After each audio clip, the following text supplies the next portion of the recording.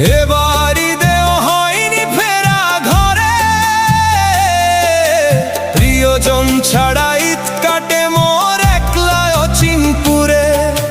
নিঃসঙ্গতা কুরে কুরে খায় তবুও মুখে হাসি, আমি যে প্রবাসী, আমি যে প্রবাসী। সবাই ভাবে প্রবাস মানেই রঙের দুনিয়া, কেউ তো দেখে না এই বুকে কি যে যন্ত্রণা। তবুও ভালো থাকুক তারা যাদের আমি ভালোবাসি, আমি যে প্রবাসী।